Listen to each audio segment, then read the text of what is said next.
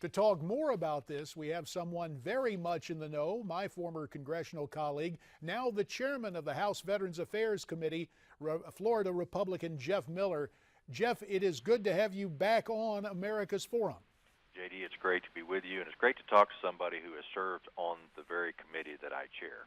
Well, Mr. Chairman, mindful of your oversight responsibility, can you give us the latest, up to the minute, on your committee's investigation? Well, let me just say that most recently, the Secretary and the VA failed to comply with a subpoena that we issued. Yesterday was the deadline for them to provide information from basically 27 individuals on a 3-week span of emails that dealt with the destruction of a list from Phoenix. And yesterday we got 201 emails from one employee, and they told us it took 30 folks at VA working overtime for 9 days roughly to produce those 201 emails. If they're that slow in producing emails that they have been subpoenaed, I can only imagine how slow they are in providing health care to the veterans.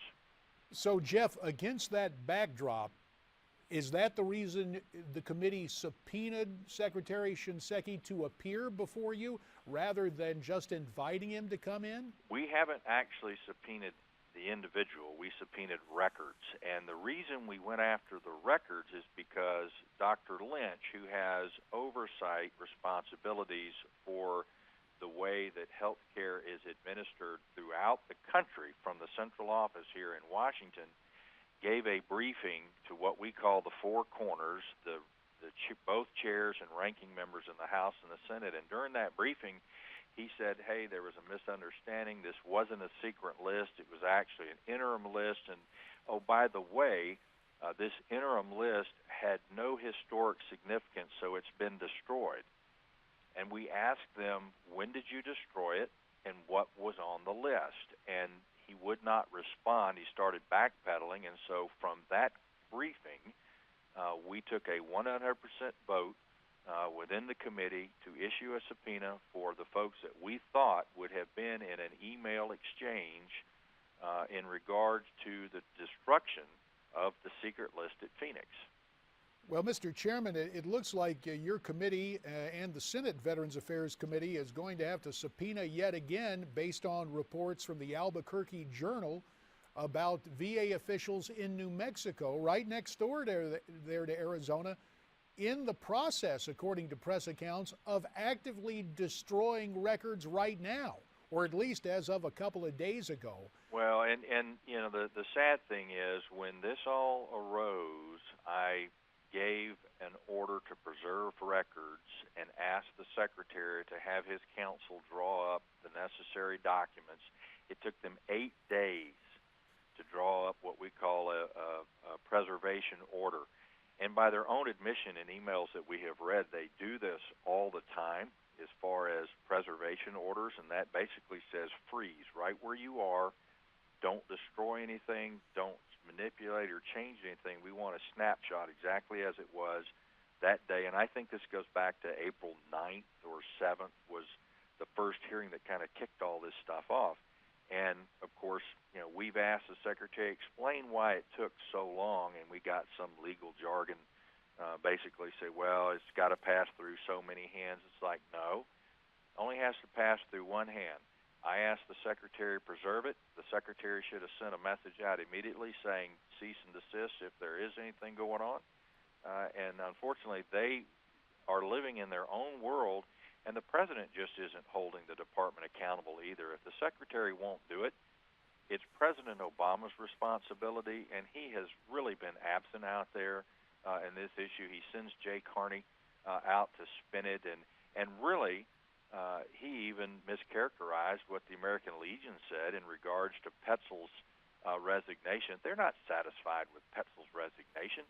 Petzel himself told me, because I asked him, you know, how much longer are you going to be? And I'm talking, this goes back to January when I was going to Columbia, South Carolina, Augusta, Georgia. So how much longer are you going to be here?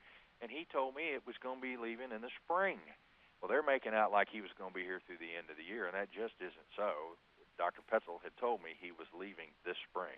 Well, Jeff, you hear all these different reports, and obviously you and I came up through broadcasting in the media. We understand the watchdog function to inform the public, but for the White House, and specifically for the president, to say that he found out about these allegations of the scandal, that his first indication of this was through the media, specifically for the president, to say that he found out about these allegations of the scandal, that his first indication of this was through the media, isn't that in stark contrast to correspondence you sent him, what, a year ago? Oh, I sent a letter to the president, referenced a Democrat member, David Scott, who had been trying to get information out of the VA and couldn't get the information. And I told him, I said, Mr. President, you have to become personally involved in this. Who had been trying to get information out of the VA and couldn't get the information. And I told him, I said, Mr. President, you have to become personally involved in this. He didn't respond, but he had the secretary respond to me somewhat later and basically, talked about, quote, the things that they thought to Legionella disease with an outbreak that was taking place in Pittsburgh. There were whistleblower complaints in Jackson, Mississippi. In New York, there was possible exposure to veteran patients because they were reusing needles. And it's like, folks, there's a very large problem that exists out there, and the president chose really to take no action. And now the drumbeat is growing so strong out there against the Department of Veterans Affairs. You got a bunch of employees out there that are doing good work every single day, but you've got some really bad actors in the system, and the secretary won't discipline them. That's why we've got a bill on the floor tomorrow that will give him the ability, just like a member of Congress can fire their staff at will, it gives the secretary the ability to fire the upper level management immediately if he suspects that there's wrongdoing and much less criminal activity, which I think we are on the precipice of right now. The paradox of General, now Secretary Shinseki. Jeff Miller, everyone says that as a military man, Eric Shinseki displayed uncommon valor. But as a cabinet-level secretary, what does it work here? Is it arrogance or inertia or incompetence or all of the above that makes it so like pulling teeth to get a response from the VA? Well, that is the way they have run their shop since I became the chairman in 2011. You ask them a specific question and you get a two-page response that dodges the question, and they keep talking about how many members of Congress request information from them.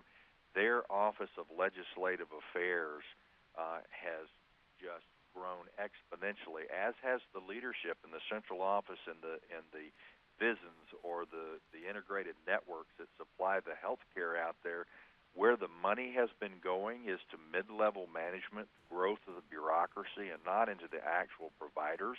If money were the solution to this would have been solved a long time ago. It is a bureaucracy that knows very well that is going to outlast the secretary. It will outlast any president and their administration, that if they can just get past whatever date is in front of them, they in fact can start the process all over again and start blowing smoke.